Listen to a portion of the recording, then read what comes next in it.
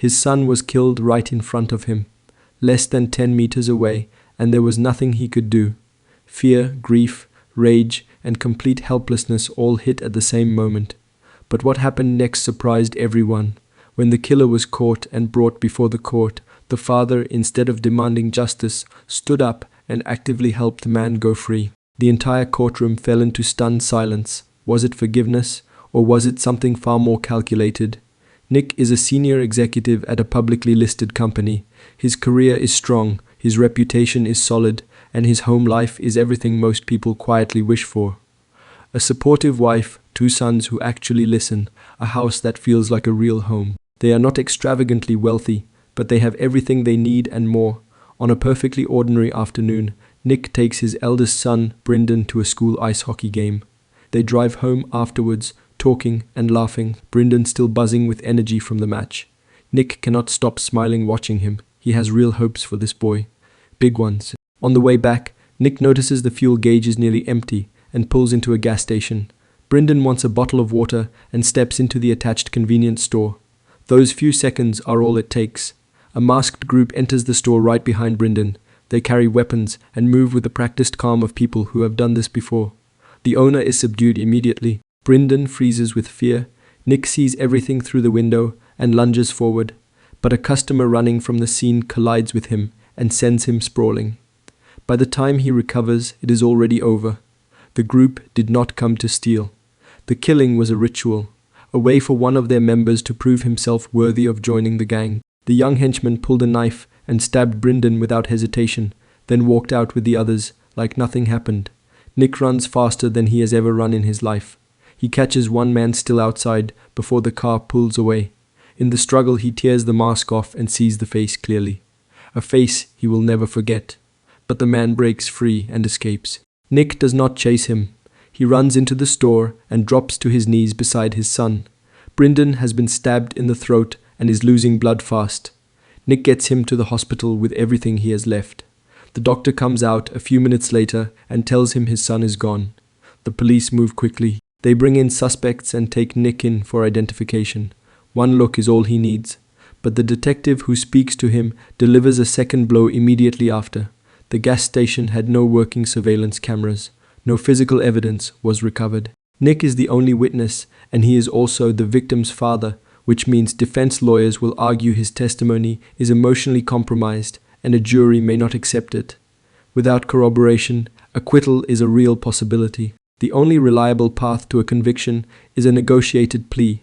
If the defendant agrees to confess in exchange for a reduced sentence, he avoids the risk of life imprisonment, and the prosecution avoids the risk of losing entirely. The deal would mean 3 to 5 years. And the reason the killing happened was not robbery, it was a gang initiation. 3 to 5 years for that. Nick's entire world collapses another level. When the court date comes, Nick sees the killer in person again. The man recognizes Nick across the room. He makes a gun gesture with his fingers and smirks. When the plea offer is extended by the judge, the killer can barely contain his satisfaction. 3 to 5 years means nothing to him. To Nick, it is not just a lenient sentence. It is a declaration that his son's life had no real weight. The man sitting across from him feels no shame and no fear. He is completely unreachable by any legal process. When the judge asks Nick whether he accepts the plea arrangement, he does the last thing anyone in the room expects. He withdraws his testimony entirely. Without his evidence, there is no case. The killer walks out of the courtroom a free man. The disbelief in the room is total. The killer himself can barely process it. His gang members flood out to meet him, and the celebration that follows is loud and arrogant. They act as though they own the street. Nick watches from a distance, parked quietly at the curb. He does not blink. He memorizes every face he can see. When the group drives away, Nick follows. He trails them to a residential area in another part of the city. The killer has officially earned his place in the gang. As a reward, the boss sends a woman to him and then leaves with the rest of the group. Nick watches all of this and something solidifies inside him. He drives home and goes directly to the basement. He needs a weapon. He searches through everything, pulling open boxes and pushing things aside. His youngest son walks in and asks what he is doing. Nick makes something up and sends him away. Eventually, he finds a small blade in a box of old junk. It is compact and easy to conceal. He puts it in his pocket, gets back in the car, and drives to the residential area. The drive is quiet. Nick is not someone who has ever done anything like this. He is a law-abiding person, a family man, someone who has lived his entire adult life inside the rules. Stepping over this line is not simple. He sits outside for a moment, genuinely considering turning back. Then the killer walks out of the house, relaxed, smiling, not a trace of weight on him. Nick thinks of Brendan and knows he cannot leave. Before he can move, the woman comes out too and notices Nick nearby. Nick ignores her and walks straight toward the killer. The sight of a figure appearing in the dark startles the man. Nick has no training, no combat experience, nothing except the intention to end this. The fight is messy and desperate. Nick cannot get a decisive advantage and eventually loses the knife, dropping it in the struggle. The killer picks it up. Nick dives back in and the two grapple on the ground again. In the chaos, the knife enters the killer's body. Nick did not plan it to happen this way. When it does, he is genuinely shaken. He has imagined this moment many times since the night at the gas station. But when the blood appears and the man's body reacts, Nick is terrified. He pulls the knife out and runs. He drives out of the city, hands unsteady, unable to slow his breathing. He sits in a deserted area outside town for a long time. When he finally calms down enough to move, he wipes the knife clean and throws it into a river. Then he drives home. His wife and youngest son are in the kitchen when he gets back. He tries to appear normal. His wife sees immediately that something is wrong. He tells her he slipped and fell, and there is nothing to worry about. She does not push it. Nick carries the secret into the night and lies in the dark, waiting for it to pass. The next day at work, his colleagues notice he seems different. Quieter, less tightly wound. They assume it is grief working its way through. What they do not know is what he did the night before. Then Detective Jessica arrives at the office with news. The gang member who killed his son has been found dead. She watches Nick carefully while she delivers this. Nick steers the conversation toward gang rivalries and suggests it was probably internal conflict. Jessica does not challenge him directly. She simply notes the bandage on his hand and files the observation away. The gang boss, however, has no doubt. The dead man was not just a member. He was the boss's younger brother. That changes everything. The group meets and initially considers whether a rival gang is responsible. The idea makes some of them hesitate because open conflict between gangs is unpredictable and dangerous. Then someone mentions a man in a business suit seen near the area that night. The boss thinks immediately of one person. Gang members do not wear suits. He picks up a newspaper from the table.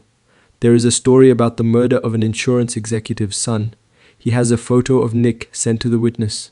The identification is instant. Nick, an ordinary office worker with no criminal history, nothing threatening about him at all. In the boss's experience, men like this are handled easily, and the company Nick works for is already named in the article. No further investigation needed. The boss sends people to follow Nick. On the street the next day, a man moves in quickly from behind, pulling a weapon. Nick senses the approach just in time and manages to knock one of them away. But when he looks up, the entire opposite side of the street is filled with the boss's people. He runs.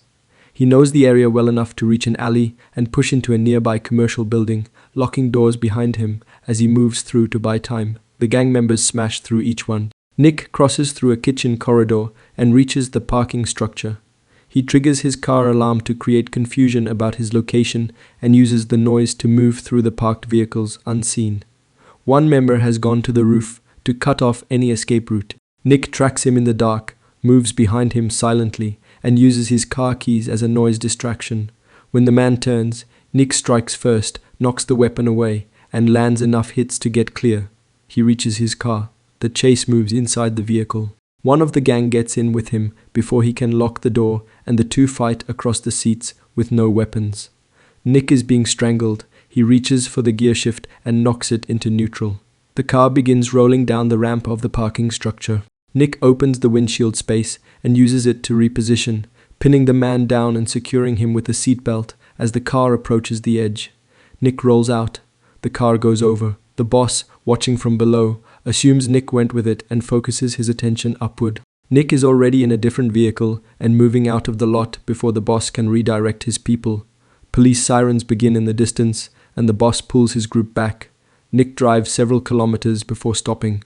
The relief of still being alive is immediate. But then he realizes something. The briefcase he was carrying during the chase is gone. The next morning, a man arrives at Nick's office building and announces himself loudly, drawing everyone's attention. He throws Nick's briefcase at him and makes the threat in front of the entire floor before being removed by security. Nick opens the briefcase privately. Everything is inside, except that on the photograph of his wife and youngest son, a red line has been drawn across their faces. On the back is a phone number. Nick calls it immediately. The conversation between two strangers who became enemies through a chain of coincidences is brief and direct. The message is clear. The family is now the target. Nick goes to the police and reports the threat formally, then drives home at full speed. His wife and son are safe when he arrives. He checks every door and window and waits. Detective Jessica arrives with her team not long after, and the house comes under police protection. She uses the opportunity to ask again whether Nick had any involvement in the gang member's death. Nick does not confirm or deny anything. Every nerve in his body is at maximum tension through the rest of the evening. At 2 in the morning, a car horn sounds outside. Nick looks out. The 2 officers assigned to protect his family are dead on the ground. By the time he processes this, the boss and his men are already inside. Nick is outgunned and outnumbered. His wife and son are taken. He stands in front of these people and knows that an ordinary man in this position has very little leverage. He says plainly that he does not care about himself. He only wants his family to survive. The boss does not offer that option. 3 gunshots end the confrontation. Nick wakes in a hospital bed. The bullets missed every vital organ. His body survived. He asks for his family immediately. The doctor tells him his wife died from her injuries. His youngest son is in a coma and the outcome is uncertain. Nick lies in the bed for a long time and says nothing. Then he goes to see his son and sits beside him. He promises him that he will take revenge of his brother and mother. After he runs away from the hospital and withdraws a significant amount of cash, hires someone to trace the phone number to a physical address, and goes to an underground dealer. He puts a bag of money on the table and asks for the best available. The dealer opens his inventory, 3 different handguns of varying power. Nick is not satisfied. He adds a double-barreled shotgun capable of significant damage at close range.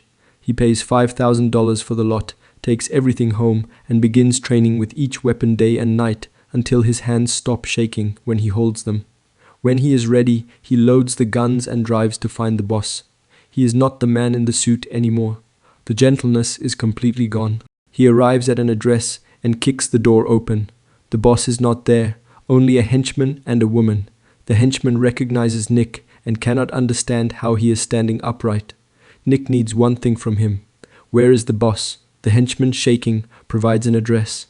At that moment, the boss receives a call. The voice on the other end is trembling. The boss is surprised enough to change his plans.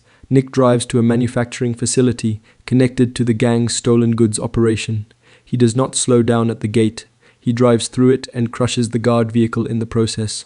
He enters the building alone, moving through each floor with weapons drawn. He clears the lower levels.